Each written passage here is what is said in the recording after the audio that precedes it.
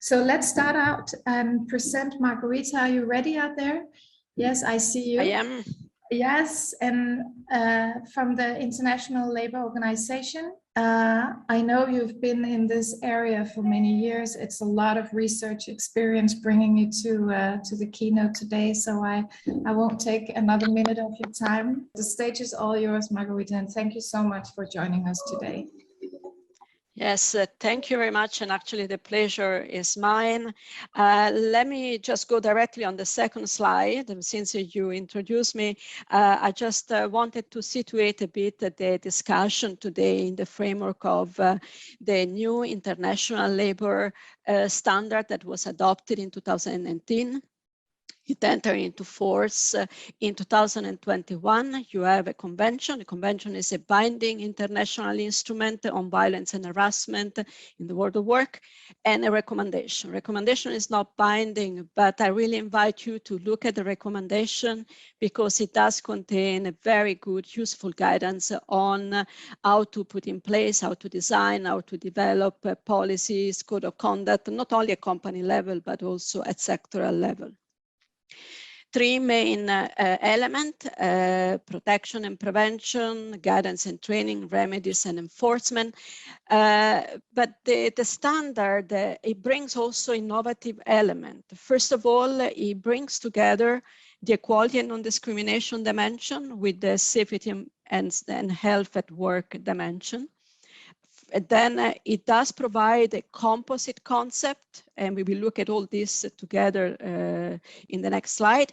An integrated approach, not just about prevention and protection, but also action to put in place remedies and enforcement and training and awareness. And then a strong focus on inclusivity and accessibility. Now let's go and discuss in the next slide, what does it mean, a composite concept? The composite concept means that the standard that does not include violence or harassment, but consider violence and harassment as a range of unacceptable behavior that may result in psychological, economic, physical harm. And the focus is very much on the victim, is not on the intent. So you would not see in the standard the word intent. The intent is not important. It's the effect that that behavior has on the victim. Who is covered? Again, a very important development. It's not just about the employee, according to the traditional employment relationship, but also workers irrespective of their contractual status. Great entry point for freelancer, for self-employed, but also people that are trainee, people that are apprentices, volunteer, job seekers, and those also exercising the authority, the duty and responsibility of an employer. Very important, also the convention talks about addressing third-party violence and harassment.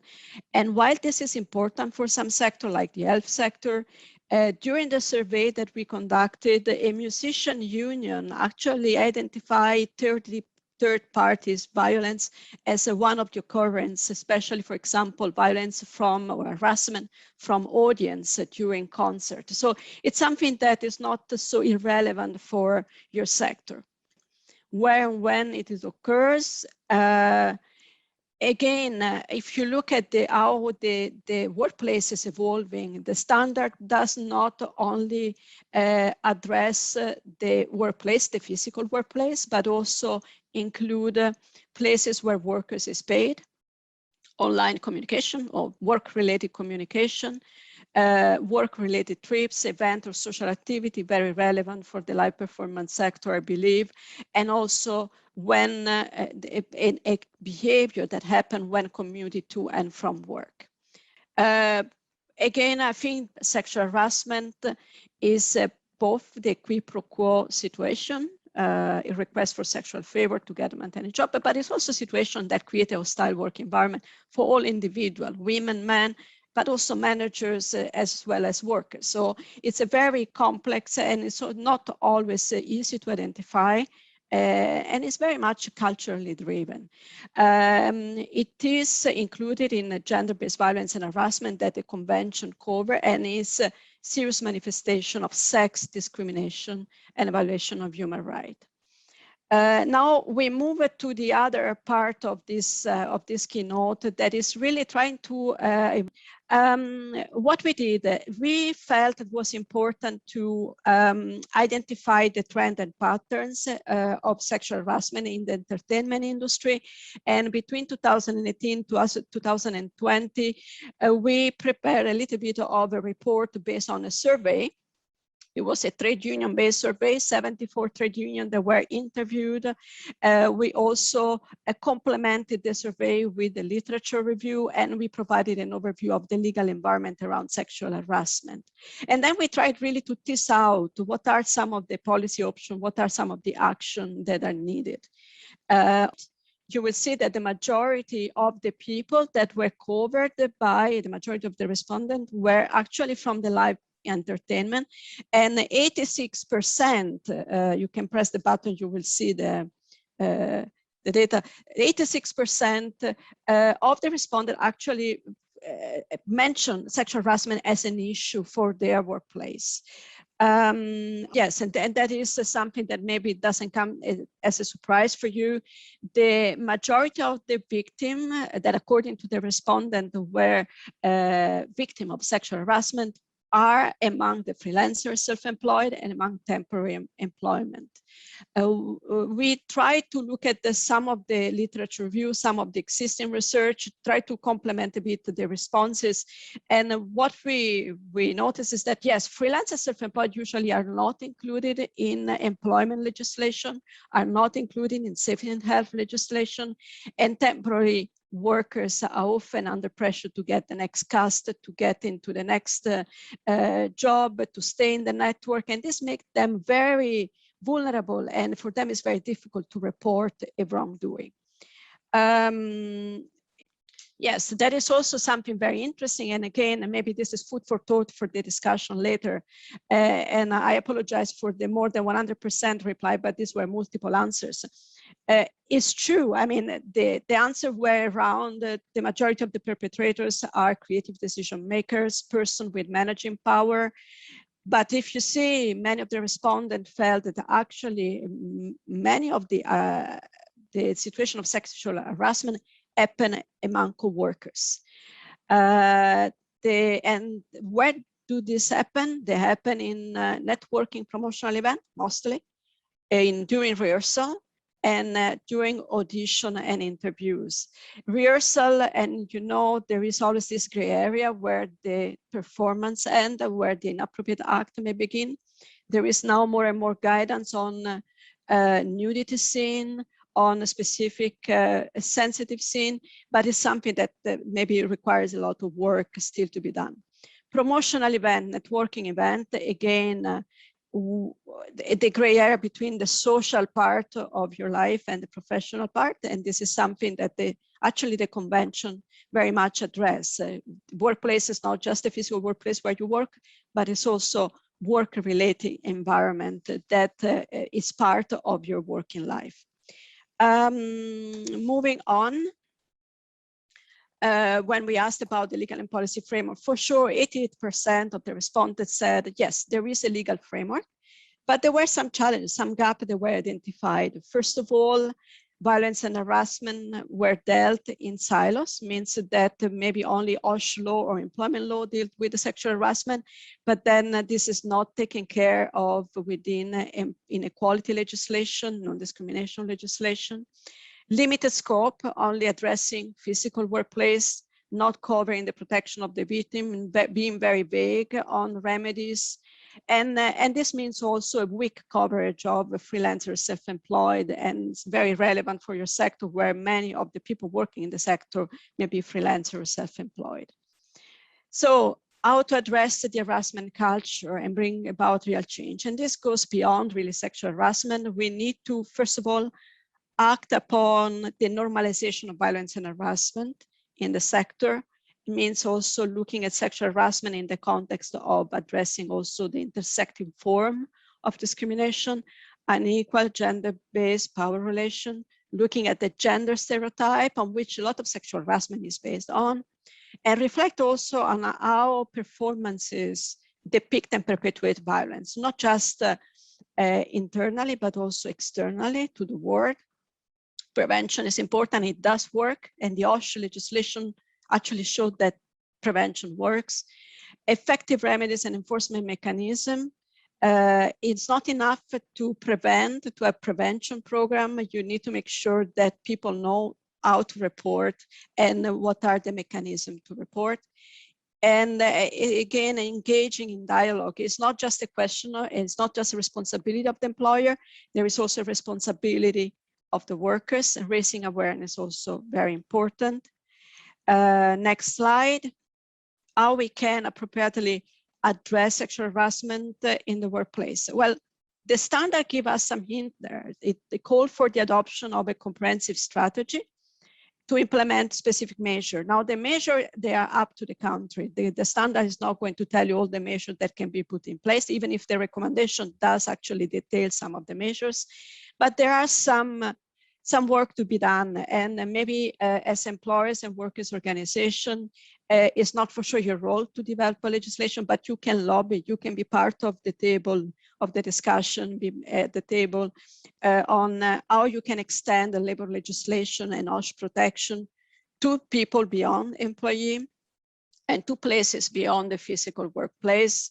Moving beyond labor legislation, you need to make sure that non-discrimination legislation is revised, is reformed, including violence harassment in OSH risk management, and developing strategy that really talk to your sector. General strategy will not work for your sector. You have a very specific way to work. And as I mentioned before, joint employment union engagement for prevention, redress, and remedies are of key importance. Just wanted to show that actually the survey indicated that there is a lot of work being done at employers, organization, and unions level, from awareness raising to code of conduct to training. However, maybe something that there should be more work to be done is stronger redress mechanism, more effective prevention measure. And this prevention measure needs to be based on risk assessment, identifying the hazard in your sector, assess the risk, what to make a certain situation likely to happen, and then build your prevention strategy and clarify the lines of responsibility. Training protocol for managers, union representatives, protocol for redress within the organization structure, what the victim needs to do in order to report, but also in order to have the grievance sorted out. And maybe this is the weakest point in many sectors, I believe, and also national level. And this is something very important. The convention provides and talks about employers' obligation, but this employer's obligation need to be within the control of the employer, and a measure need to be taken as far as reasonably practicable. The convention doesn't provide really a scope of what does it mean. This enables the countries to do that, but it's something to reflect upon. But what is clear is that there is an employer's responsibility, together with the workers, to develop a workplace policy on violence and harassment, to identify violence and harassment, address it within occupational safety and health, and also address the psychosocial risk that come from violence and harassment, and identify the hazard and assess the risk. I already mentioned that, it's super important, but also provide information and training on the issue, but also on the rights and responsibility of workers and other persons that are concerned. Last slide, I hope I'm within time, but I wanted just to highlight this because it's very important. It's not enough to have prevention and protection, and repeat that, but also having a monitoring system in place, dispute resolution mechanism in place, protect the complainants, protect the victim, protect the whistleblowers, and ensure their privacy and confidentiality. I invite you to look at the guide that was developed as a new guide where you find a lot of examples at country level, at sectoral level. It's on the link on the next slide, where we have a lot of examples of what has been done in all the areas that we discussed before. And I thank you very much. So how do your partners receive this discourse of legislation? And how do you assist them? How do the ILO assist in this change of organizational legislation? Yes, sure. Very briefly, so the convention is a binding instrument, and the procedure is that the country need to ratify it. Right? They need to ratify. Once it's ratified, it means there is also the willingness of the country to reform the existing legislation to make sure that the scope, both the subjective and the objective scope of the legislation is covered at country level. We do actually support countries that have ratified. We're supporting the ratification, but we also support the countries that have ratified in the labor law reform, in some cases also to have a review of all the legislation, also the criminal law legislation, migration law legislation, non-discrimination legislation that may affect violence and harassment. So we do support those countries to have a review of their legislation and then to put in place programs for the legislation. Thank you so much. An honor. So our first panelist is Karine Huet. Je suis là. You are the Secretary of Union Nationale des Syndicats des Artistes Musiciens de France. And Karine, please introduce your experience. On doit le faire avec Sébastien Justine qui est là. On doit le faire à deux pour la France. Je laisse la parole à Sébastien. Merci, Karine. Hello, everybody. I will speak in French. As there is translation, it will be more precise, maybe. I am the director of Les Forces Musicales, which is an employers organization. So we have decided to have a presentation with employers and employees side, and because we have made a work with the social partners. So I will introduce you the French context in what we have been doing with the social partners, and maybe Karine is going to develop on the mobilizations of professional organizations. So I'll start in French. Donc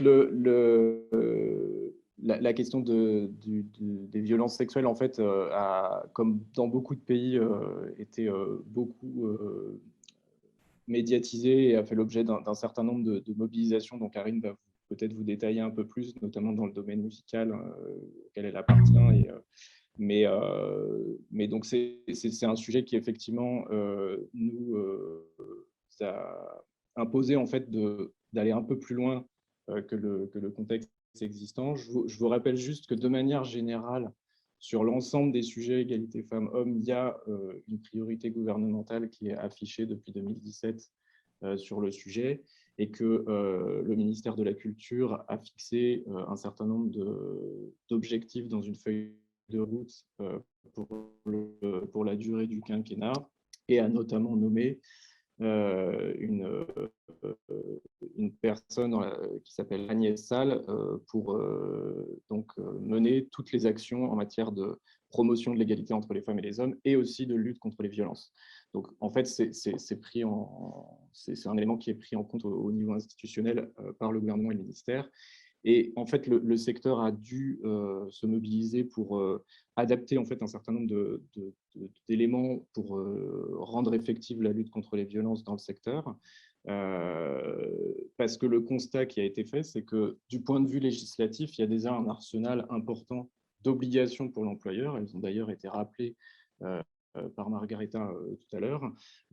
En particulier, ce qui est intéressant, c'est qu'effectivement, il y a ce lien entre la question de l'obligation d'assurer la sécurité et la santé des salariés. Donc, il y a déjà des obligations générales en la matière, mais il y a également des obligations spécifiques liées à la question des violences.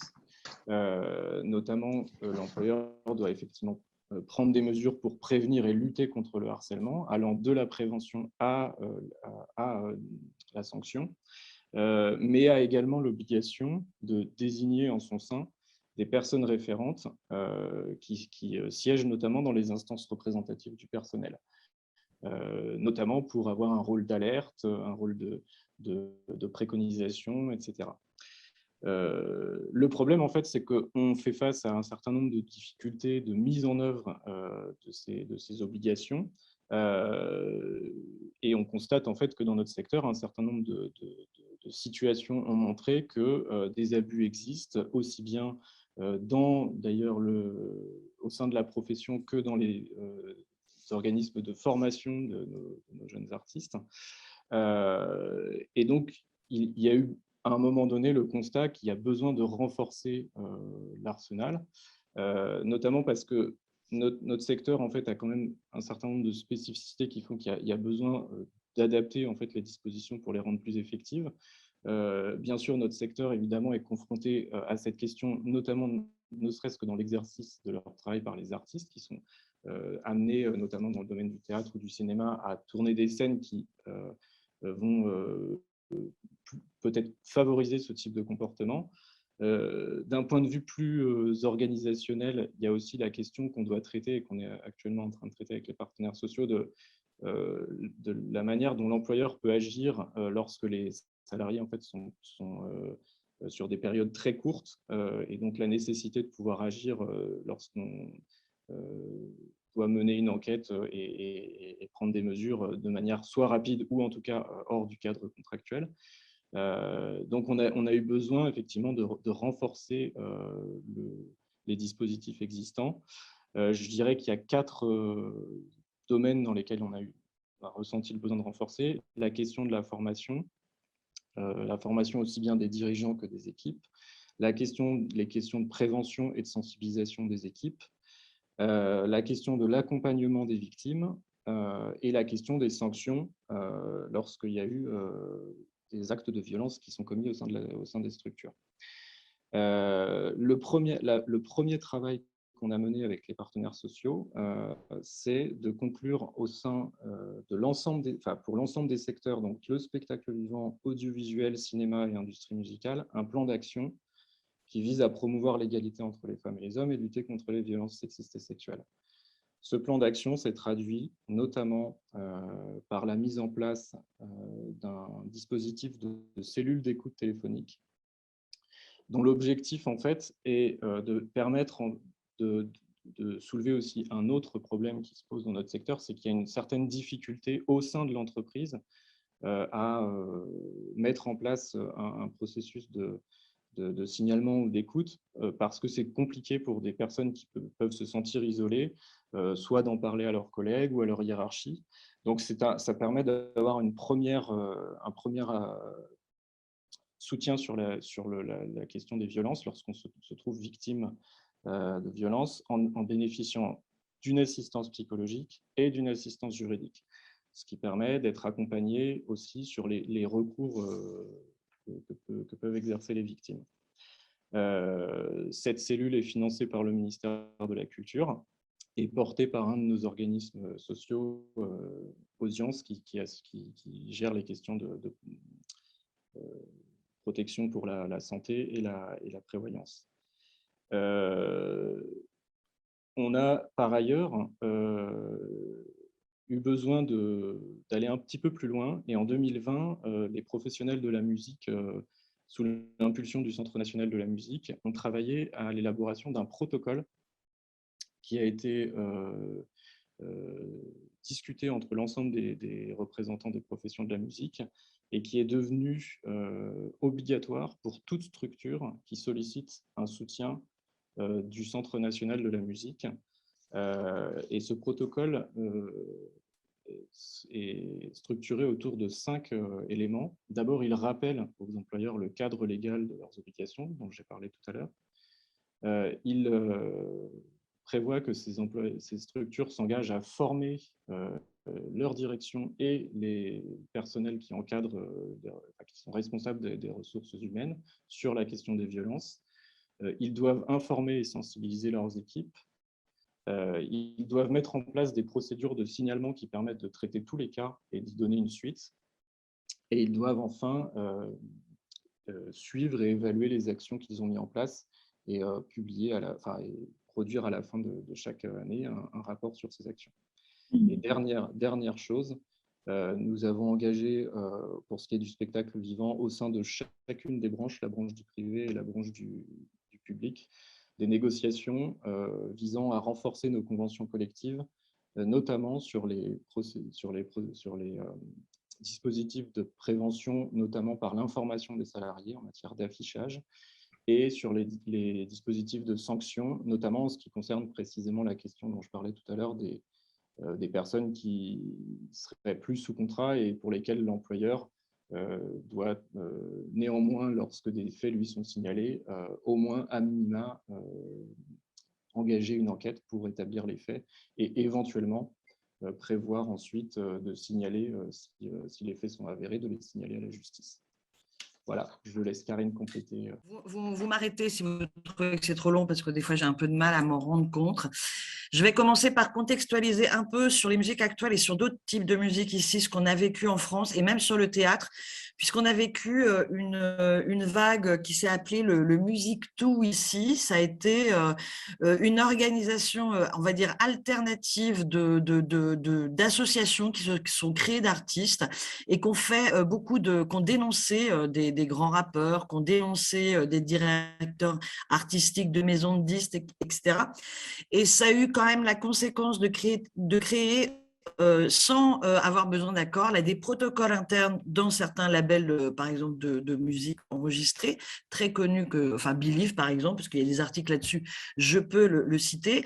Il y a eu des licenciements, ça a été une vague très, très importante, mais qui n'a eu quasi aucune conséquence par contre, sur les négociations d'organisation d'employeurs et d'organisation de salariés, alors qu'on a en ce moment un mouvement qui s'appelle le MeToo Théâtre, qui n'a que quelques semaines et qui là touche beaucoup plus, les institutions, l'argent public, etc. et qui, je pense, va donner beaucoup de pression sur tout ce qu'a cité Sébastien tout de suite pour continuer ces négociations là, puisque on touche vraiment à l'institution à travers le théâtre.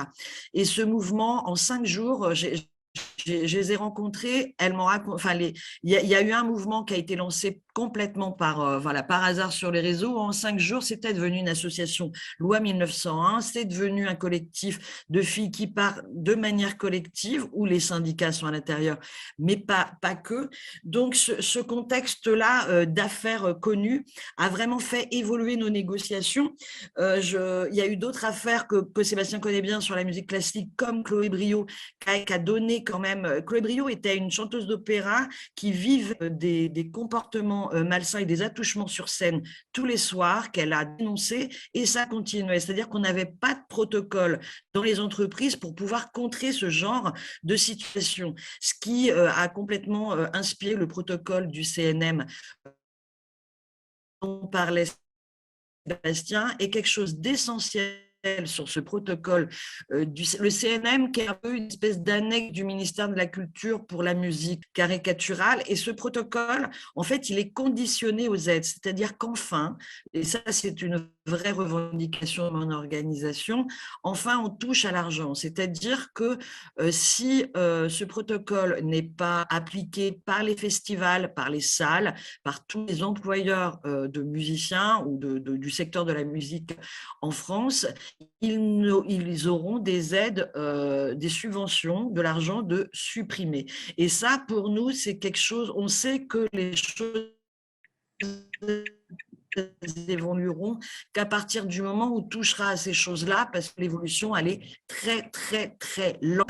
Donc, de ces accords FESAC sur l'égalité femmes-hommes que nous avions cités. En gros, il vous a parlé de la cellule sur les violences qui est arrivée. Là, cette cellule, c'est quand même un numéro vert que les artistes peuvent appeler avec un conseil juridique, avec un conseil psychologique. C'est quand même quelque chose, une avancée importante. Mais pour l'instant, sur les accords, concrètement, c'est tout ce qu'on a, alors qu'on a une liste de chantiers qui sont nommés dedans, et je pense que tout est dedans. Hein. Quand on lit ces accords-là, entre la formation, l'égalité salariale, l'accès au métier, l'évolution de carrière des femmes, tout ce qui est essentiel, tout est dans ces accords, et les chantiers sont en cours, ils vont être très, très, très importants aujourd'hui, mais qui rejoignent un peu de toute façon le protocole.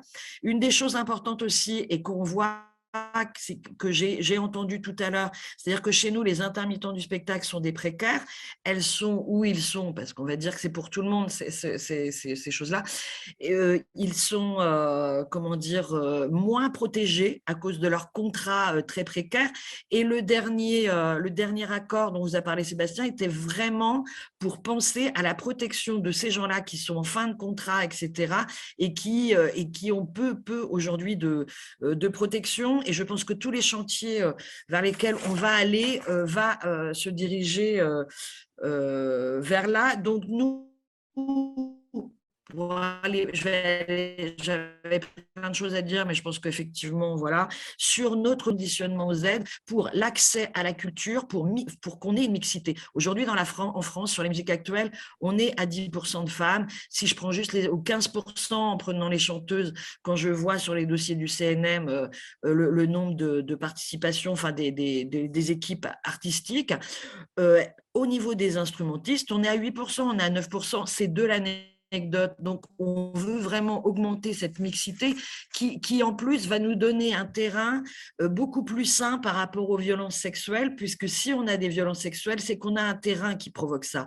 Et la non-mixité le provoque, et le fait d'avoir plutôt des hommes à poste à responsabilité sous d'emprise hiérarchique le provoque.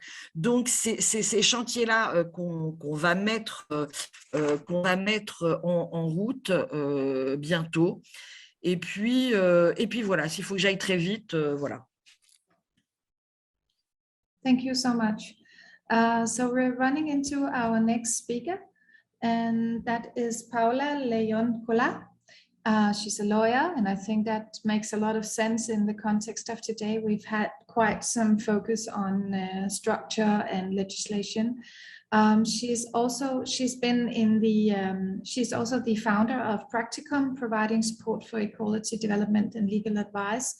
And she is active in the Swedish context. Paula, do I find you here? Yes. There you are.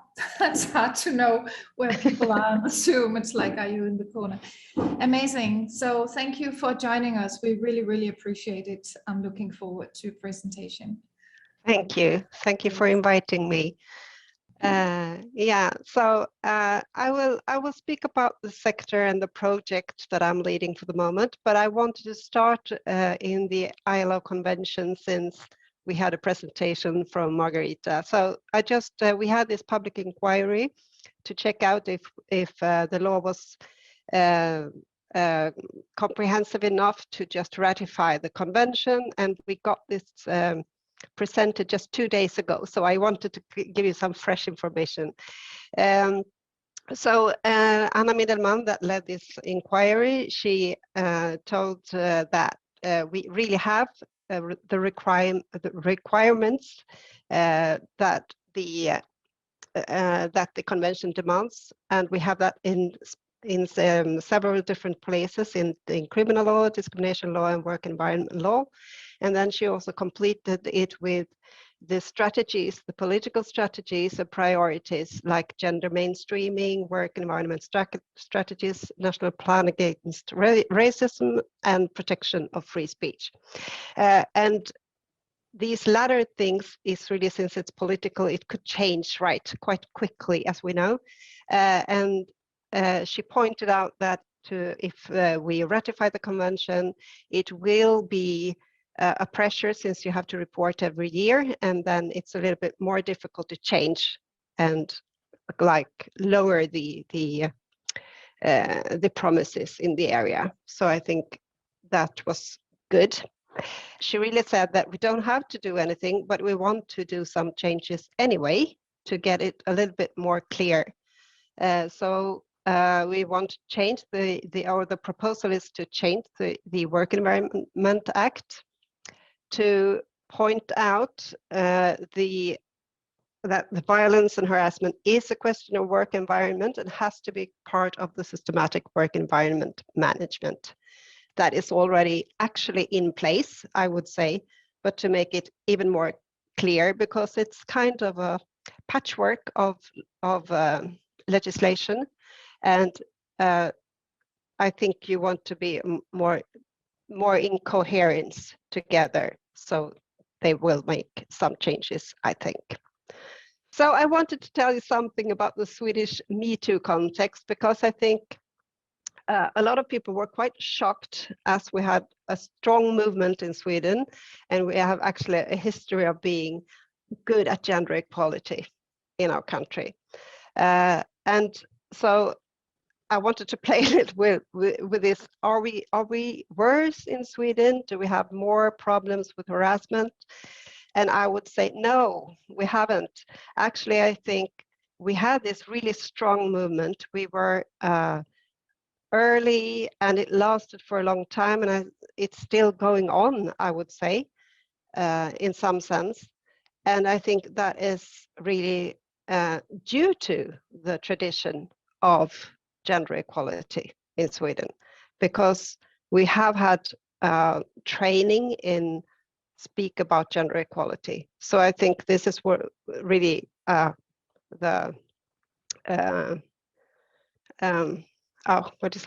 was why it was so strong, actually.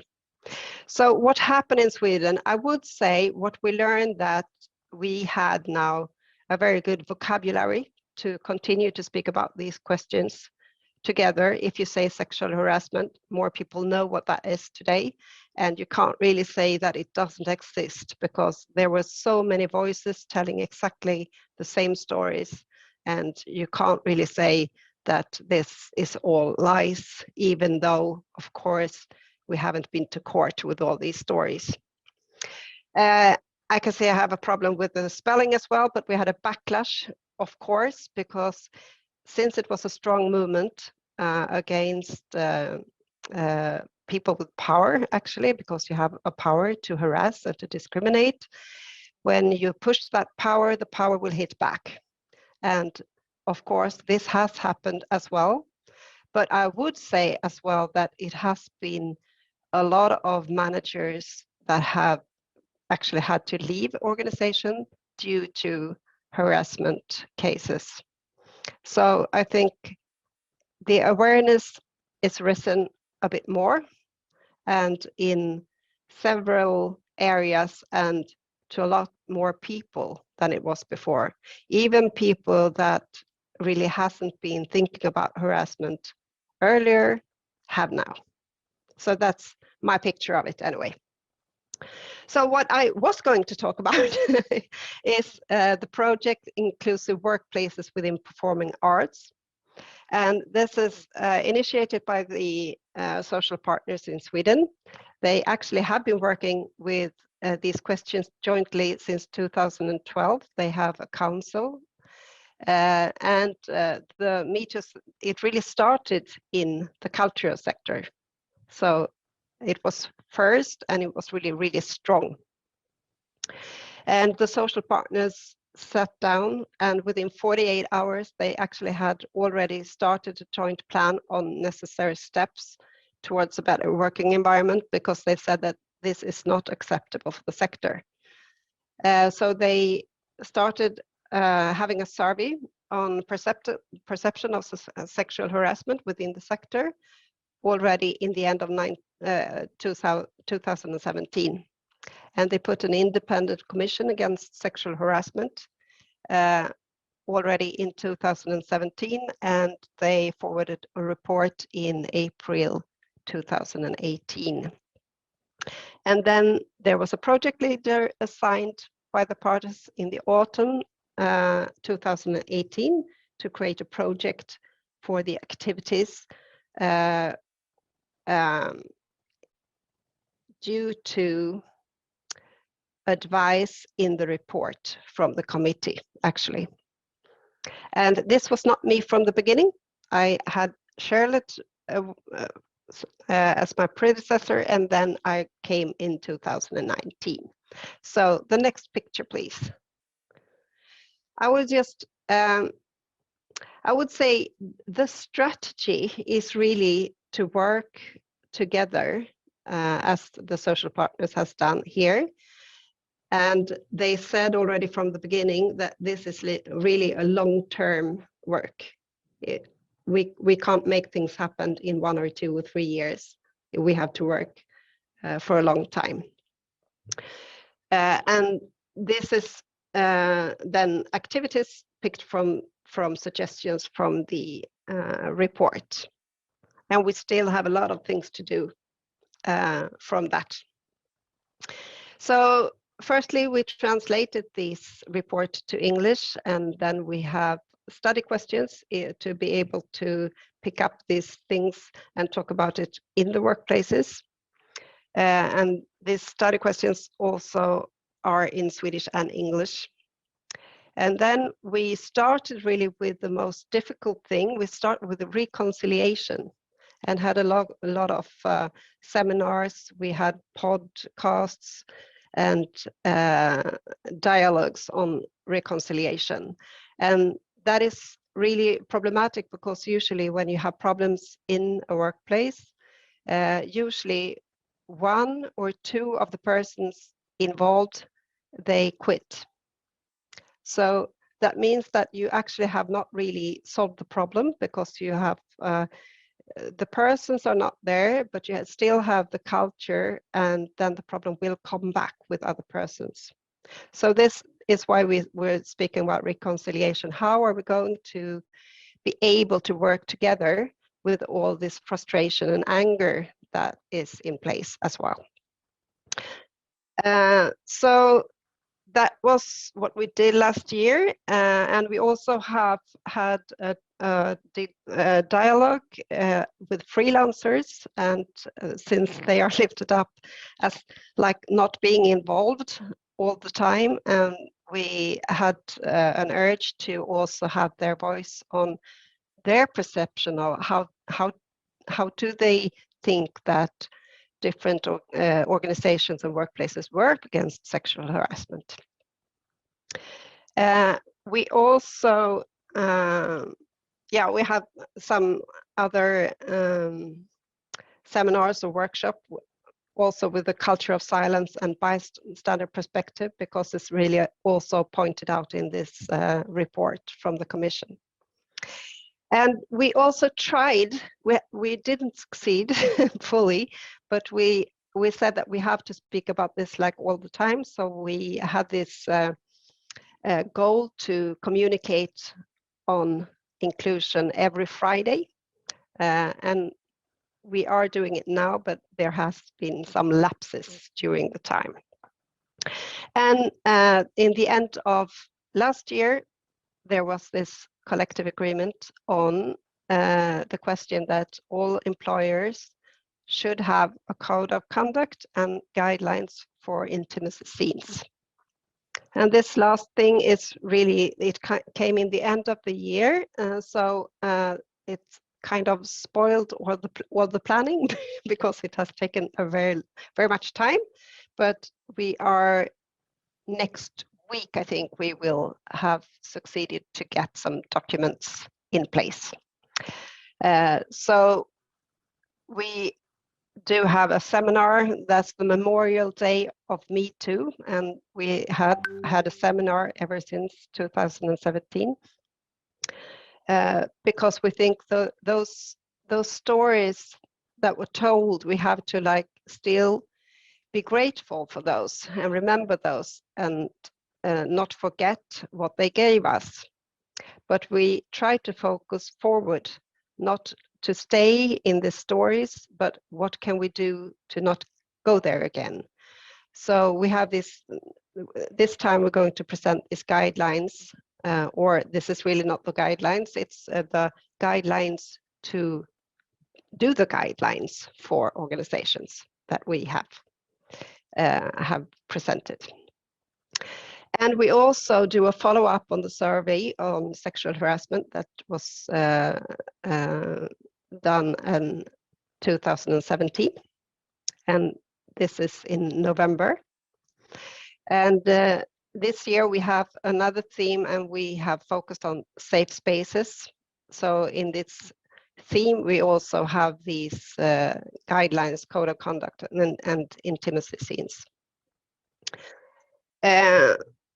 Yeah, and this is a kind of short presentation, but this is the activities that are done together by the social partners. But I have to say that both the union and the employers organization also have a lot of activities in the same area, like training or dialogues and seminars separately as well in this question, inclusive workplaces and discrimination. So there is actually kind of a lot of activity, I would say. Have my short notice, and we have been there before today, I've heard, that we have to like embrace the complexity, because of course the reasons why sexual harassment exists in the first place are complex, and therefore the methods of combating sexual harassment are also very, very complex. That's why in the project we moved from combating sexual harassment to work more with inclusive workplaces, because you have to like deal with the whole culture and the organization, leadership, and employeeship, actually, because otherwise you won't get anywhere.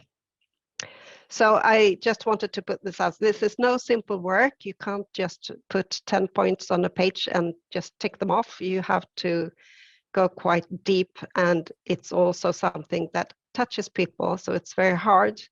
There is a lot of emotions included in the work as well. Thank you. Thank you, Paula.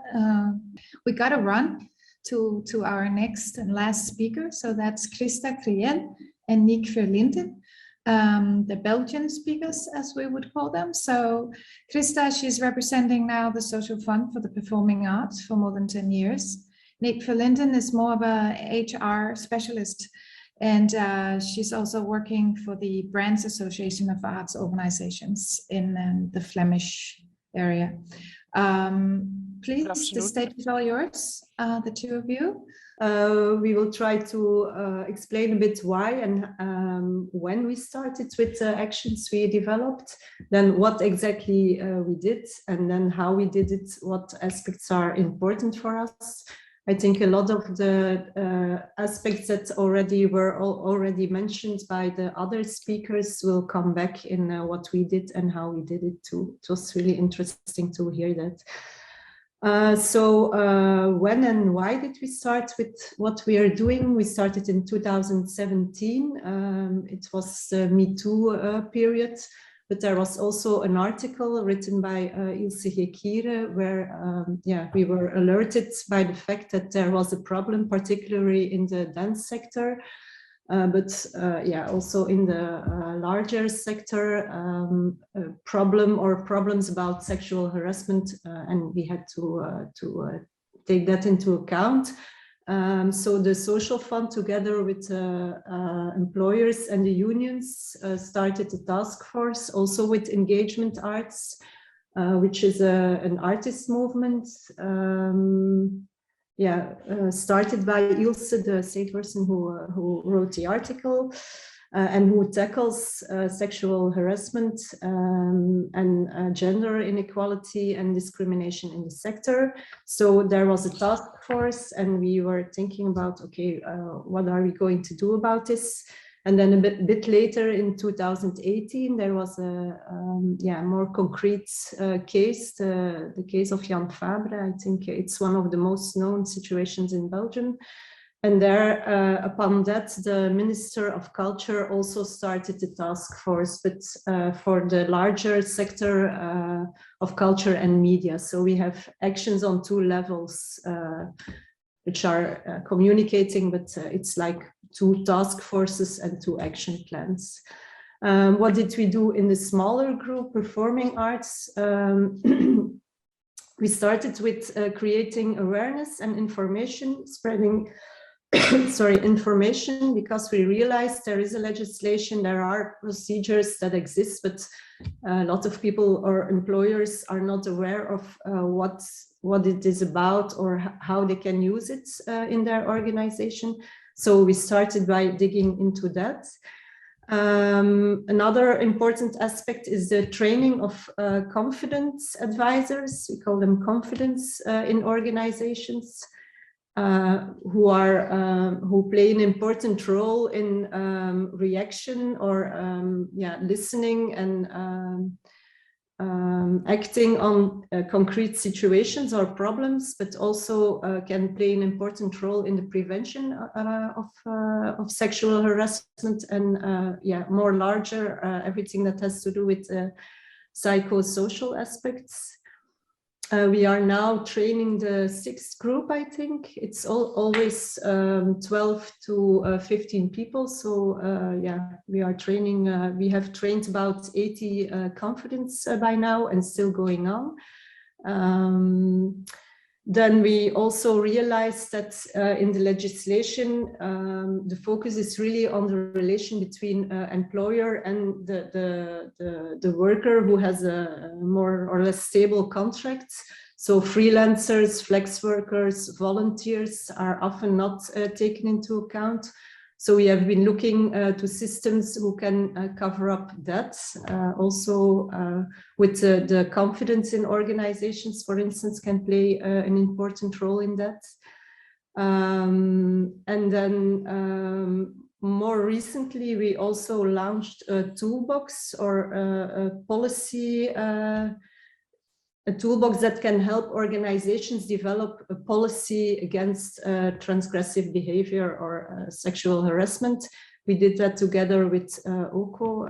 Nick and I were in that together because we realized that it's good that there is awareness and expertise on the floor, but that's only one aspect. It should also come top down, and therefore the management and the policy really have to interact with or collaborate with, for instance, the confidence. Voila. Then on the other level, let's say culture and media, the task force run by the Ministry of Culture, they did a survey. Then there were also 2 psychologists who are engaged as a kind of extra safety net.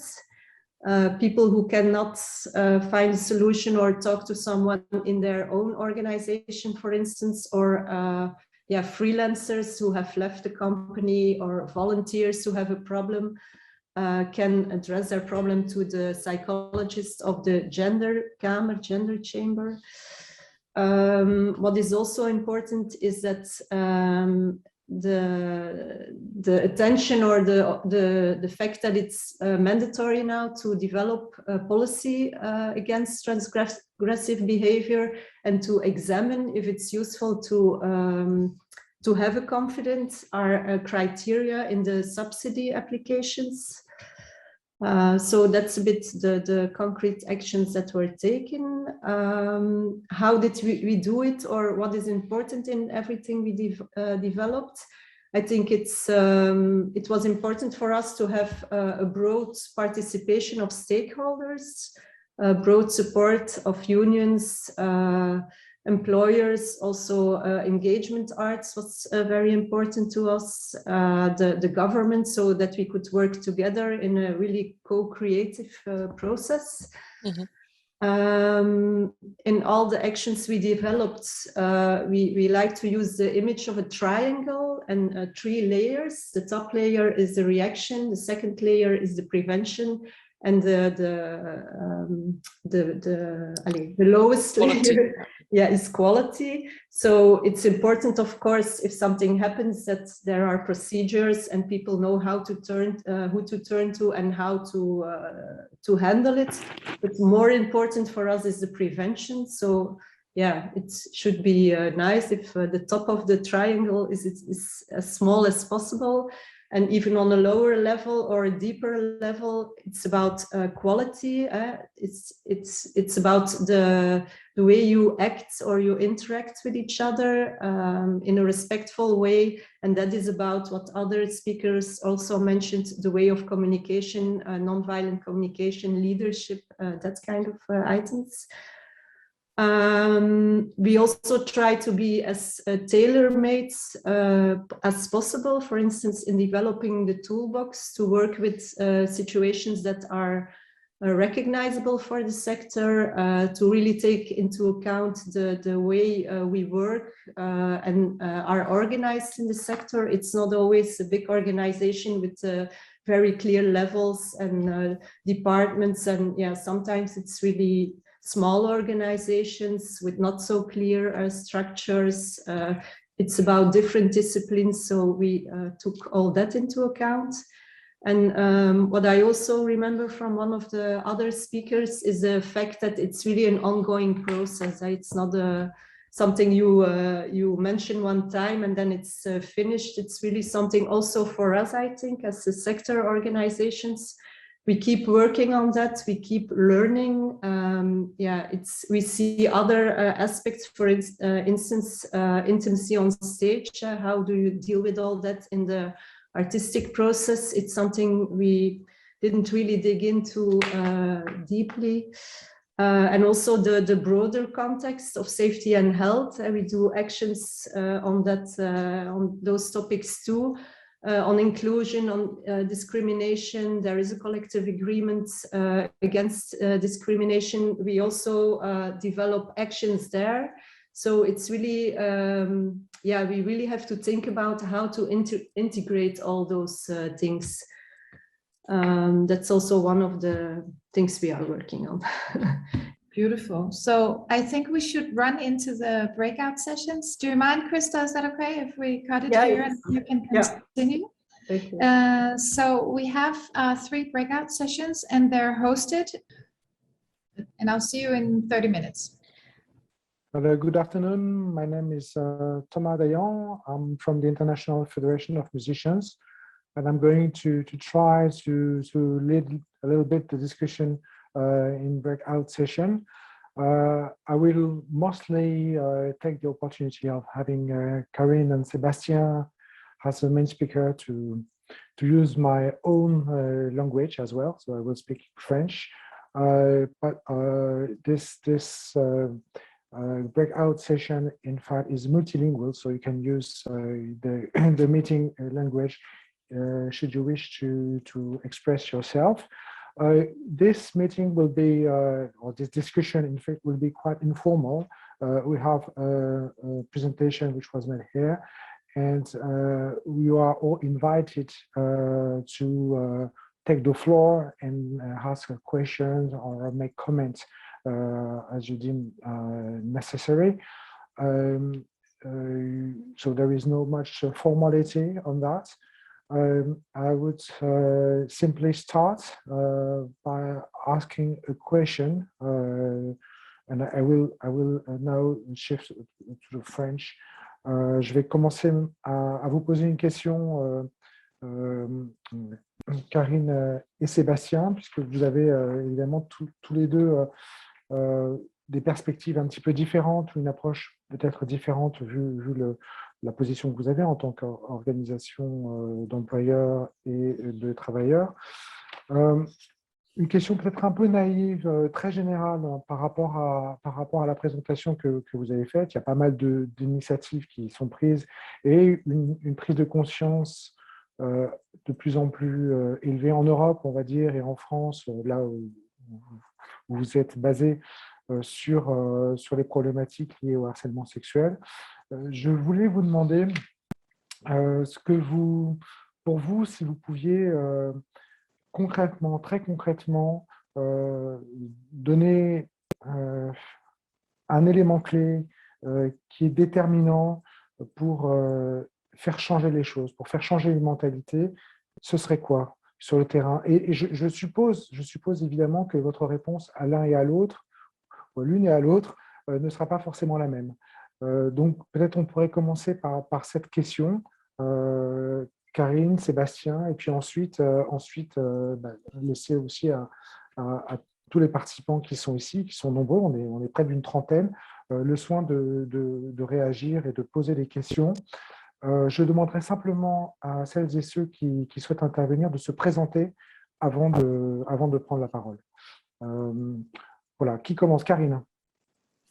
Oui, c'est difficile de donner une seule clé à cette question, mais j'en donnerai peut-être une ou deux, trois.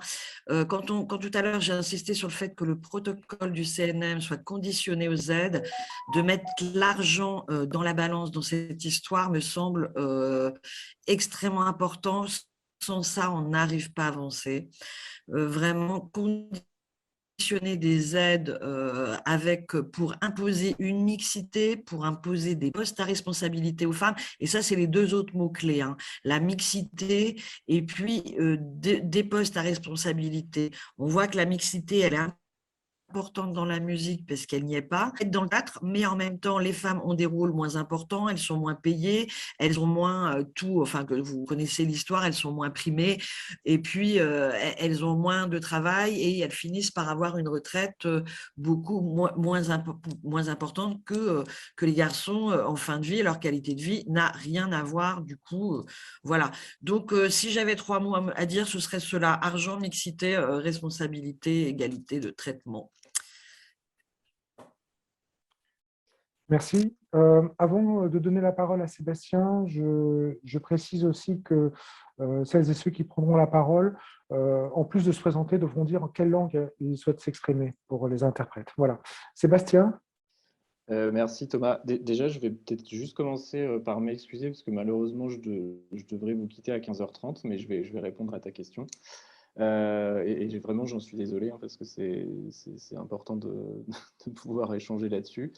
Je ne suis pas sûr qu'on aura forcément une divergence d'opinion. Après, c'est vrai que moi, je me placerai plutôt du point de vue des employeurs et que du point de vue des employeurs, le constat qu'on a pu faire, c'est vraiment un besoin d'être outillé, en fait. C'est-à-dire que moi, je représente un secteur qui est quand même plutôt constitué de grosses institutions qui ont des services RH, etc. Mais ce n'est pas le cas le plus fréquent dans le spectacle vivant. Il y a beaucoup de très petites structures. Et même les grosses structures comme les nôtres, en fait, ont à faire face à des questions comme, par exemple, celle qu'on est en train de traiter aujourd'hui dans la branche de comment on fait, en fait, pour agir sur des situations où des salariés ne sont plus sous contrat ou passent très, très brièvement. Et c'est des choses sur lesquelles, en fait, voilà, il faut pouvoir outiller les employeurs, voire éventuellement aménager un peu le cadre d'action des employeurs. Mais en tout cas, ce qui est sûr, c'est qu'il y a vraiment un besoin de disposer à la fois de lignes directrices, de protocoles, et puis tout ce que j'ai dit dans la présentation tout à l'heure, c'est-à-dire qu'il faut que les directions, les équipes soient formées. Enfin, il faut tout un arsenal pour que les choses puissent se mettre en place. Je confirme en revanche ce que dit Karine, c'est que il est impossible de donner un seul élément. Il y a énormément de facteurs qui font que les choses vont évoluer. Par ailleurs, en plus, Karine a parlé de l'ensemble de la question de la question sur l'égalité. Là, on se focalise sur les questions des violences qui nécessitent quand même des actions un peu rapides pour pouvoir être en mesure d'agir de manière efficace. Là où sur d'autres sujets, on va être sur des actions qui sont malheureusement à plus long terme. La question de l'intégration, de l'insertion, la question de la représentation des femmes, etc. C'est des choses qui sont absolument indispensables, mais qui vont sans doute être à plus long terme et qui, par ailleurs, en plus, me semble être liées. C'est-à-dire que la question des violences est aussi une conséquence de la manière dont les représentations se font, dont les rapports de pouvoir s'établissent, etc. Donc, il faut arriver à agir à tous les endroits, etc. Mais en tout cas, sur la question qui nous occupe aujourd'hui, je pense que vraiment nos structures ont besoin d'outils de travail et d'outils d'action. Merci Sébastien. Effectivement, c'est une question qui est complexe et qui est multifactorielle. On a bien conscience de cela. Je crois qu'il y a une question de Alicia Doliotti en espagnol qui va être posée pour Karine. Je suggère également à toutes celles et ceux qui souhaitent poser des questions d'utiliser la fonction réaction, lever le bras, la main, et puis je vous verrai. Alicia. Hola, puedo hablar en español, ¿verdad? Sí. Gracias, Karen. Me parece muy interesante ahora tu última respuesta y también el incorporar a lo económico dentro de lo que puede ser el abuso, ¿verdad? Porque el abuso económico existe y es parte que constituye, ¿verdad? Todo el acoso. No lo podría separar. No creo que esté separado y creo que sería importante que los empleadores también lo entendieran eso. Lo que quisiera preguntarte directamente, Karin, que no me quedó claro, es, ¿los protocolos están incluyendo sanciones económicas a quienes hayan cometido abusos? Sí, ya está incluido eso. O sea que tú para acceder a un fondo, si estás registrado como acosador o abusador, tenés una sanción.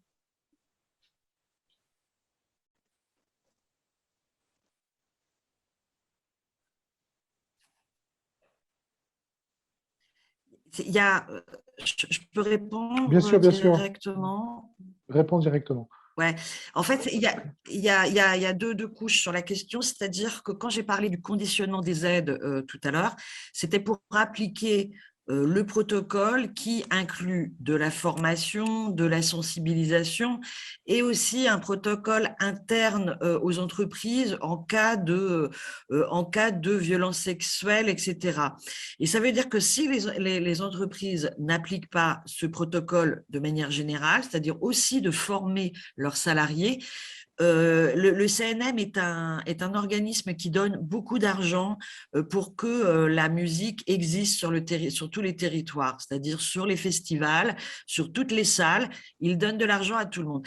En fait, on a commencé il y a 3 ans à demander est-ce que tous les dossiers, sur tous les dossiers qu'on envoie au CNM, les équipes artistiques, sur les équipes administratives, ainsi que sur les équipes de technique. C'est-à-dire qu'aujourd'hui, on peut dire exactement combien de femmes et combien d'hommes ils travaillent sur chaque festival, chaque salle, etc.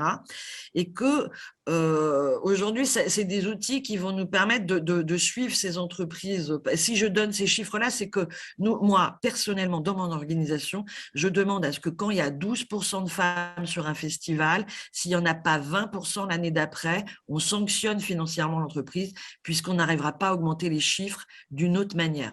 Mais ça, c'est revendicatif aujourd'hui de ma part. Et ça, c'est le côté CNM qui donne de l'argent. Après, les sanctions, c'est une autre chose parce que c'est ce qui va se passer dans l'entreprise, c'est effectivement existe. Tout ça, c'est sanctionnable dans le code du travail. Et là, il faut appliquer le code du travail où il y a des sanctions. Ce ne sera pas forcément des sanctions financières parce qu'il y a des sanctions appliquées par rapport aux gens qui vont être concernés. Ça peut être un autre salarié qui va être concerné, ça peut être, enfin voilà, tout est possible. Et là, on va appliquer la réglementation, mais tout ça, c'est pour faire appliquer la réglementation.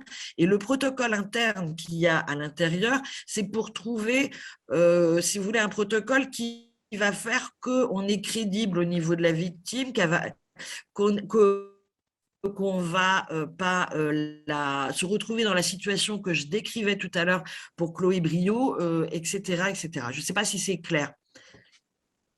Je pense que c'est clair, mais si ce n'est pas clair, certains poseront une question complémentaire. Je vois une question de la part de César Caceres. César ? tardes, soy César Casares de Conarte, voy a hablar en castellano.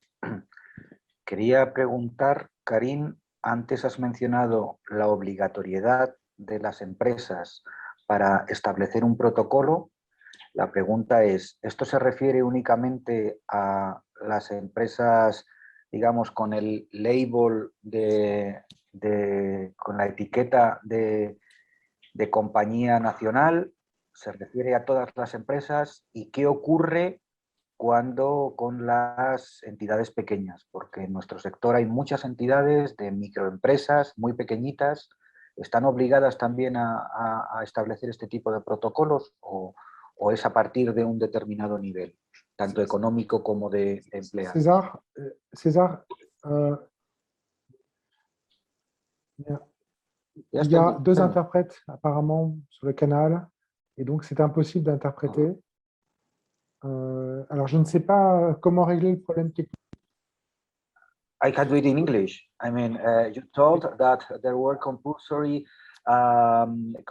protocols that should be implemented in every enterprise.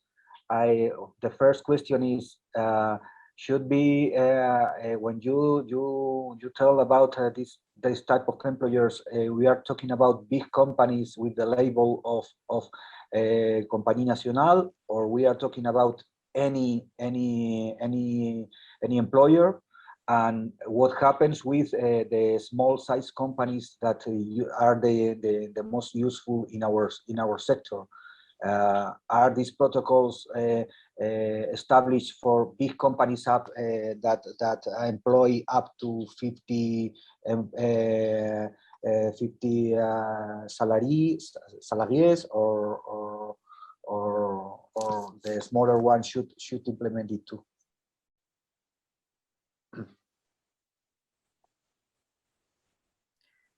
Donc, je vais répondre à la question. Non, il n'y a pas de nombre de salariés minimum. En fait, il suffit de demander de l'argent public au CNM pour avoir cette contrainte.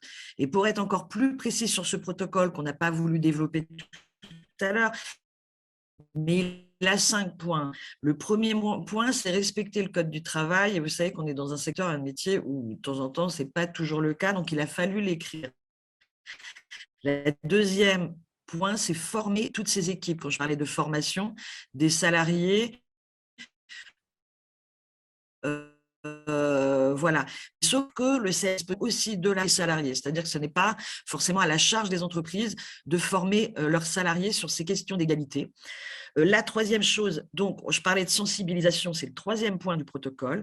Le quatrième point, c'est ce fameux protocole interne, c'est-à-dire un dispositif interne de signalement et puis de sanctions pour que… C'est un peu l'outil que Sébastien demandait tout à l'heure pour en cas d'agression ou en cas de violence qui est à l'intérieur et qui doivent du coup respecter s'il se passe un type d'agression. Et le cinquième point, c'est avoir un suivi, une évaluation des actions qui vont être faites. Voilà, ce protocole-là, c'est vraiment les 5 points. Et même si on est une toute petite entreprise avec 4 salariés, à partir du moment où on a de l'argent public de manière importante pour organiser des concerts, des festivals ou quoi que ce soit, on doit respecter ce protocole, puisque si on ne le respecte pas, on pourrait avoir une diminution d'argent public qu'on aurait normalement, en fait. Voilà. Ou même avoir une suspension totale des aides publiques. Voilà. Alors, il y a une question de Dominique Lucker de la FIA qui demande si vous avez pu évaluer l'efficacité de ces mesures. En d'autres termes, pouvez-vous affirmer aujourd'hui que les cas de violence ou d'agression sexuelle ont diminué grâce à ces actions, à ces mesures, et comment avoir des données fiables face à des situations qui peinent encore trop souvent à remonter à la surface, à être rendues, à être connues. Alors, oui, alors sur ces deux questions, la première, sur l'efficacité de ces mesures, étant donné qu'on sort de 2 ans de pandémie, c'est très compliqué. Franchement, on ne peut pas le dire. Ce qu'on sait aujourd'hui, c'est que, parce qu'il est actif depuis le 1er janvier de cette année, il s'est construit en pas mal d'années, il a été signé en décembre 2020. Ce qu'on sait, c'est que cette année, il y a 1 million d'euros qui ont été donnés pour la formation de tous les salariés de ces entreprises et elles se forment. Voilà, on voit les dossiers arriver, on voit toutes les entreprises former leurs salariés, mais donner une évaluation avec ce qui vient de se passer dans les 2 dernières années, avec l'état totalement anormal de l'emploi et quasi ne pas travailler, dans la musique, en tout cas, on ne peut pas le dire. Par rapport aux données fiables, justement, c'est sur les dossiers pour avoir cet argent public, c'est là où on essaye d'inscrire le plus, c'est ce que je disais tout à l'heure, où quoi qu'il arrive, on est obligé de mettre les pourcentages, en tout cas en termes de nombre de femmes, en termes de salaire, en termes de responsabilité. On essaye d'avoir le plus de données possible pour décider des choses, mais dans les dossiers même de demande d'argent public à l'intérieur. Je ne pense pas qu'on arrivera un jour à des données parfaites, mais je pense qu'on a une bonne idée quand même de ce qui se passe dans chaque entreprise, voilà, sur le nombre d'hommes et de femmes qui travaillent. Et puis après, s'il y a des violences, on fait carité est compliqué parce qu'on a peur de ne pas se faire embaucher, etc. Et donc, ça reste très compliqué de faire des signalements, on est bien d'accord. Oui. Alors, il y avait une question intéressante que vous avez évoqué, un mécanisme intéressant qui est celui de ces personnes référentes dont il a été question, dont vous avez parlé. Et ce que je comprends, c'est qu'il appartient aux entreprises de former ces référents pour leur permettre d'être aussi efficace que possible, d'avoir les bonnes attitudes. Alors, j'imagine que c'est compliqué parce que comment on peut contrôler précisément que l'entreprise a les compétences pour former ces référents, quelle garantie apporter et quel rôle peut être joué par les partenaires sociaux? Non, c'est pas tout à fait ça, parce qu'en fait, l'histoire du référent, ce n'est pas dans le protocole du CNM, ça va être dans le plan égalité femmes-hommes, et là, en l'occurrence, entre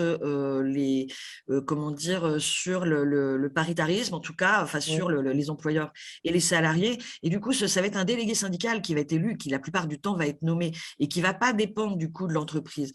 Autant le CNM oblige toutes les entreprises à former ses salariés, que ce soit en interne de ce qui se passe dans l'entreprise, que ce soit pour l'accueil du public, quand ils accueillent du public, etc., sur l'égalité femmes-hommes. Mais le référent, il fait partie du dispositif syndical égalité, qui fait qu'en fait, on dépend plus des syndicats là que des entreprises.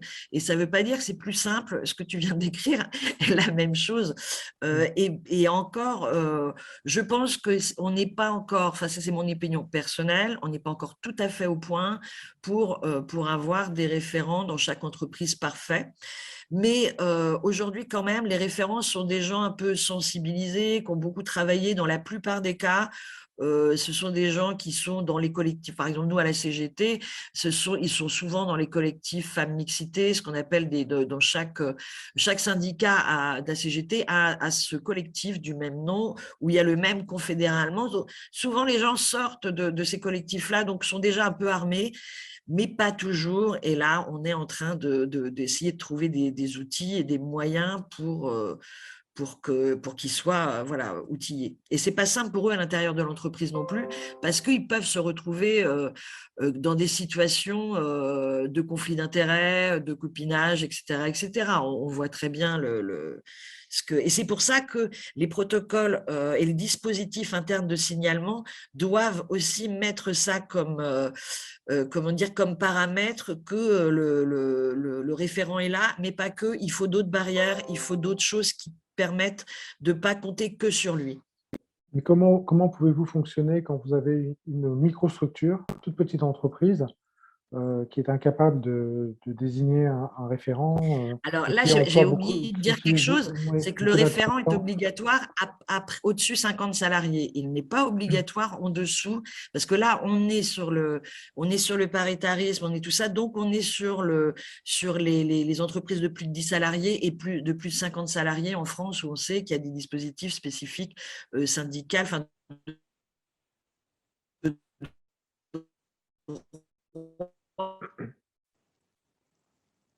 syndicale quand on a plus de 10 salariés et plus de 50 salariés. Et on est dans ce cadre, tout un dispositif interne. Voilà, mais un dispositif interne, ça peut être juste se dire que quand quelqu'un se plaint, on va le dire à une personne, à une deuxième personne, on va appeler, je veux dire, on va porter plainte aussi, on va se mettre derrière la justice, etc. Ça peut être aussi ça, un dispositif interne, en fait, mais c'est déjà avoir un règlement que ce n'est pas quand les choses arrivent qu'on le crée, c'est Oui. avant. Après, le problème, c'est précisément aussi de faire en sorte que les gens puissent dénoncer ces pratiques lorsqu'ils sont dans un état de grande dépendance, de grande fragilité. Et alors, d'où effectivement la question des dispositifs qui peuvent être mis en place dans des structures qui sont en dessous de 50 et qui sont pour lesquelles il faudrait une aide extérieure, mais comment, à quel moment l'actionner, c'est tout un débat, c'est tout un enjeu, je suppose. Oui, c'est un budget en plus, parce que ça coûte de l'argent. On a vu là en France, il y a de plus en plus de cabinets chez nous en France qui existent et qui interviennent pour ces sujets-là dans les entreprises. Il s'est passé cette chose-là au CNSM à Paris, c'est-à-dire la plus grosse école de musique, je ne sais pas si on peut traduire CNSM, le Centre national supérieur de la musique, voilà, des Le conservatoire écoles de national. musique en France, Oui. voilà, conservatoire. Ouais. Et j'étais sur CNM. Et donc, il y a eu des signalements sur un enseignant en musique, etc. Donc, c'est le cabinet qui a pris les choses en charge et qui a été interviewé tous les témoins, tous les gens qui étaient dans la partie, que ce soit les victimes, que ce soit les collègues, que ce soit tout le monde, pour qu'ils puissent faire un rapport et donner, eux, avec une voix totalement impartiale, leur avis. D'ailleurs, la personne a été sanctionnée 1 an de l'exemple que je donne là, a été exclue pendant 1 an de cette école, et en attendant aussi d'avoir un résultat, ça permet d'avoir le temps d'avoir un résultat judiciaire, enfin je ne sais pas comment dire, mais en tout cas, parce que je pense que ça va aller plutôt au pénal et on veut attendre un peu de savoir ce que va en dire la justice. Oui, la justice, évidemment, prend du temps. Bon, je ne veux pas que cette réunion se transforme en un dialogue entre Karine et moi. Donc, j'aimerais bien inviter toutes celles et ceux qui nous suivent à intervenir, à poser des questions, ou alors également à s'exprimer, à livrer un témoignage sur ce qui se passe dans votre pays, sur l'état de la réflexion, les initiatives qui sont prises. Est-ce qu'il y a des personnes qui souhaitent s'exprimer sur ce sujet ô combien riche?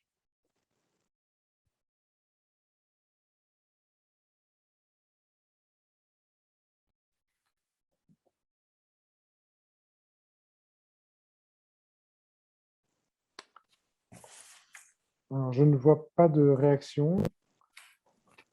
C'est que c'est certainement, tu es beaucoup trop clair et qu'il n'y a plus aucune question. Est-ce que tu as des points? Alors, il y avait autre chose que tu avais évoqué dans ton intervention qui concernait la relation entre les questions de violence sexuelle avec ce que tu pourrais appeler d'autres formes de violence sexistes et établir ce lien. Et vous travaillez beaucoup, j'imagine, sur cette liaison entre les deux. Est-ce que tu peux en dire quelques mots? Oui, parce que je pense que c'est quelque chose d'essentiel aujourd'hui. C'est un vrai chantier sur lequel on est. Moi, personnellement, je le revendique depuis longtemps. Et l'exemple premier que j'ai de dire que les violences sexistes, il faut vraiment en parler et puis les résoudre, c'est qu'au SNAM, on a fait une enquête il y a 3 ans qui a montré que les problèmes d'évolution de carrière et des problèmes de rupture de carrière des femmes étaient dus au sexisme ordinaire. Donc, n'étaient pas dus ni à la maternité, ni à des problèmes même de violence sexuelle, etc. Enfin, ça en faisait partie, mais pas que. Et ça veut vraiment dire que sur ces terrains-là, il est important pour cette raison-là. La deuxième raison pourquoi c'est important, c'est-à-dire que les violences sexuelles, elles vont, on en a parlé tout à l'heure, elles vont facilement se développer sur un terrain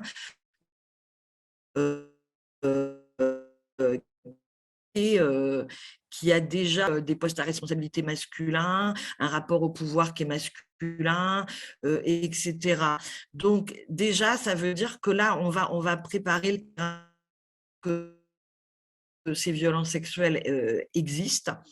Mais je pense aussi qu'aujourd'hui, il va falloir qu'on élabore ce qu'on appelle un peu un espèce de violentomètre, parce que j'ai l'impression qu'on ne sait pas bien tout ce qui est les violences sexistes ou les violences sexuelles, parce que tout à l'heure, je voyais le petit film, et il y avait des choses qui étaient caractérisées, qu'on appelait violences sexuelles, que je pense certains appellent des violences sexistes, etc.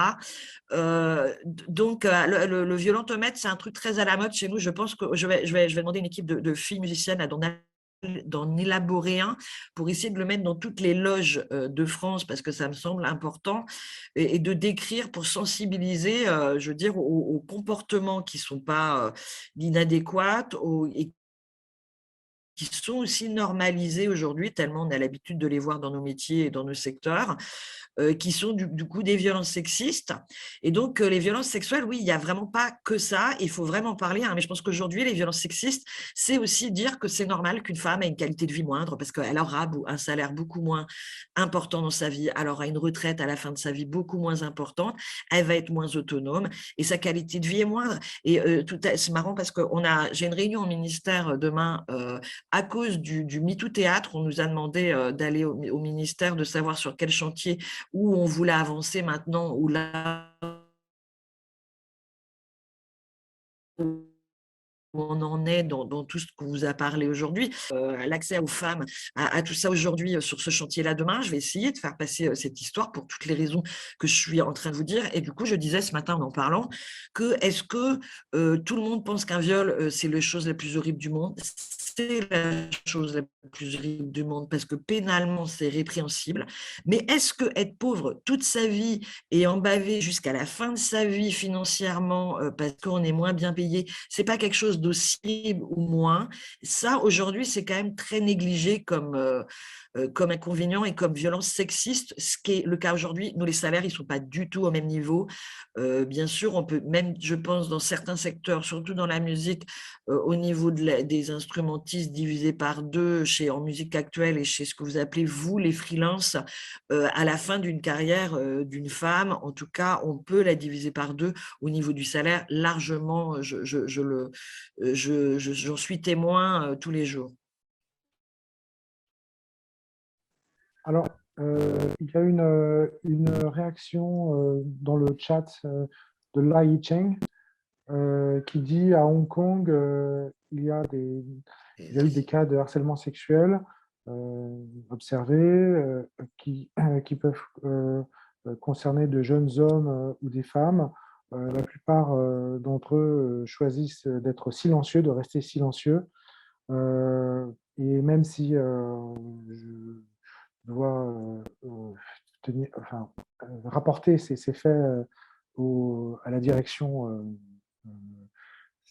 c'est très embarrassant parce que je me retrouve dans la situation d'être l'empêcheur de tourner en rond, si je puis dire, hein, celle qui crée des difficultés parce qu'il y a la loi du silence qui s'impose. Alors comment on réagit par rapport à ça? Comment on fait changer les mentalités?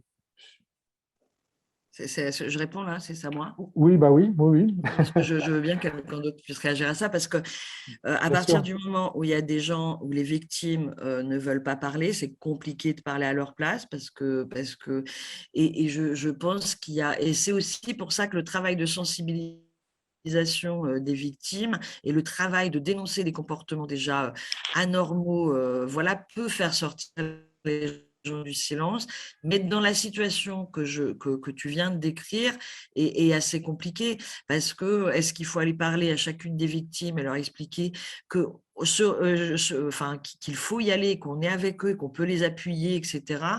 La plupart du temps, ce qu'a créé le Music Too en France, ça a été de rassembler les victimes, puisqu'on était dans ce cas-là dans l'industrie musicale avec beaucoup de gens connus, entre guillemets, et le fait d'avoir rassemblé les victimes ensemble et de les faire parler ensemble, ça les a fait dénoncer les choses et partir avec la justice et avec tous les outils qu'ils ont trouvés pour dénoncer ça. Seul, c'est très compliqué, et il faut aussi que l'entourage ne dise pas que c'est honteux, ne dise pas que c'est eux qui ont mis justement du trouble partout, parce que c'est pas les victimes qui ont mis du trouble, c'est les agresseurs. Mais aujourd'hui, on est encore dans ces situations-là. D'où pourquoi, quand même, la partie du protocole dont je parlais sur la sensibilisation est importante. Et pourquoi mettre des violentomètres, comme je disais, dans toutes les loges de France, c'est aussi pour ça. C'est-à-dire que voir tous les jours les phrases qu'on n'a pas le droit de dire, les choses qu'on n'a pas le droit de dire, peut faire naître des discussions, et éviter les situations la situation qui vient d'être décrite, et aussi former les gens qui sont peut aussi aider les victimes à les faire parler, ou en tout cas pas avoir peur que ça crée des troubles. Voilà, c'est vraiment un ensemble de choses, mais je comprends que c'est très délicat sans l'autorisation des victimes. Oui. À nouveau, j'invite toutes celles et ceux qui auraient des choses à dire à ne pas hésiter à demander la parole. On est dans le cadre d'une discussion complètement ouverte. Je veux vraiment être parfaitement clair là-dessus. Je crois que alors peut-être, puisqu'on est encore, il me semble qu'on est en train oui, voilà, la session, pardon, la session se termine. Donc merci beaucoup, Karine, pour toutes ces précisions, c'est très intéressant. Et on aura l'occasion évidemment de continuer à discuter dans d'autres lieux, d'autres occasions, parce que c'est très important. Hello, everyone. I want to invite all the speakers to reflect just briefly on in your opinion, what is the key factor on preventing or changing the context that allows sexual harassment? One consideration is that we are talking a lot about sexual harassment, which is great, and this is mainly maybe incentivized by the Me Too movement, but I think we should look at sexual harassment in the context of a broader issue of violence and harassment that go beyond sexual harassment. A lot of behavior, inappropriate behavior, come from issues of discrimination, and there are intersecting forms of discrimination that often create this situation. So just being a bit broad, looking beyond the specific issue that I know that has been very much highlighted by the media. Something that maybe from the breakout session I took is, yes, the issue is very complex, and sometimes we can be intimidated and maybe stop acting, and maybe having a plan, a step-by-step approach. And maybe it's true legislation is not enough, but it's a starting point. Policy is not enough, but it's a starting point. What we often are a bit missing is the reporting part, how we make sure that there are mechanisms so that people that report, people that witness sexual harassment can have their grievances resolved. And I think this is something where many national system or sectoral system, I think, miss at this stage. I was very much interested to hear about these protocols that actually in a way force the people or the company to act upon sexual harassment in a way or another. So yeah, just taking small steps and making sure that we have a protocol for redress. Maybe this is my last message. I think the reporting is it's crucial, of course, but I think we won't get people to report if we have a culture of silence. So then we go back again to the culture, and you have to start working preventively to see that everybody is safe enough to raise the voice when something is not working. Because so I really gone from we really need the law, and we need the ruling to be able to have the right to report, of course. But I think that we really do need to work preventively first of all, because we won't come anywhere, and the silence is so big, and we see this when we do the surveys, for instance, that most of the people that are being harassed, they don't tell anyone. They don't even tell colleagues or friends. They don't tell anyone. So I think we have to go the other way around to the risk assessment to see where are the risks in the organization and how can we prevent it. And then I think as well, this is really difficult questions.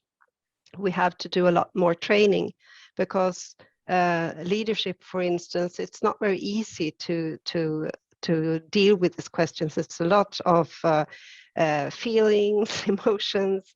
So I think you're not a good leader just because you have a title. You have to do the training. You can read, you can get the knowledge, but you really have to do training. So I think this is key, actually, for me. And also, since I'm a lawyer, I have to say this, that we have quite a good policy law situation in Sweden when it comes to harassment. The problem is we don't use it, actually. So we have to go further. We have to go to court. We have to go to the Board of Discrimination to get the framework to get meaningful, because it's a framework and we don't know exactly what it means.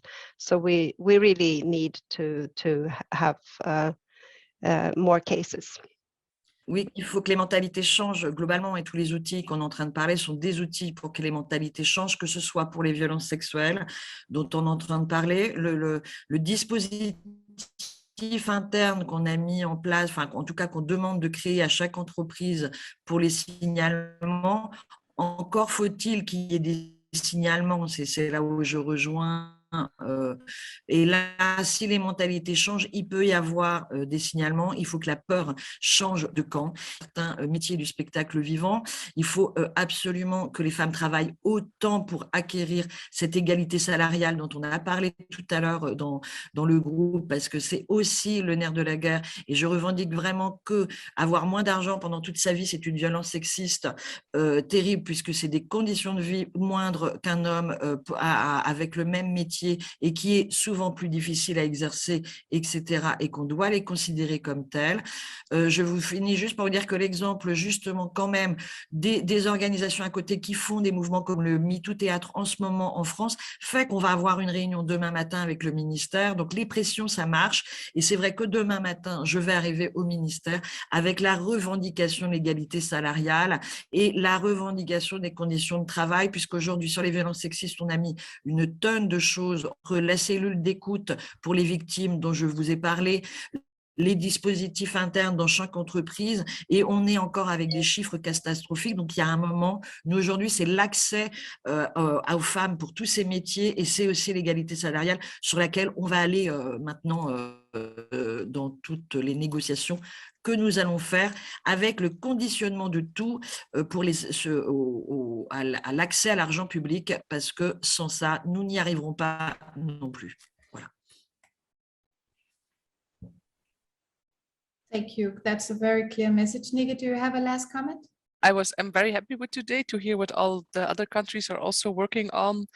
I think one of the things that were already important for us was a triangle Krista was talking about, with the quality, the reaction, and then the prevention. No, the quality, prevention, and reaction.